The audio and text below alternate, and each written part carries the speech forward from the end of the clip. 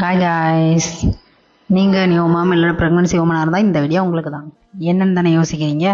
மீஷோலேருந்து உங்களுக்கான சூப்பரான மேக்ஸி கொண்டு வந்திருக்கேன். அதுவும் ஃபீடிங் மேக்ஸி. நம்ம ஒரு மேக்ஸி ஆஃப்லைனில் வாங்குறதுக்கு அந்த ரேட்டில் டபுள் மேக்ஸி உங்களுக்கு நான் கொண்டு வந்திருக்கேன்.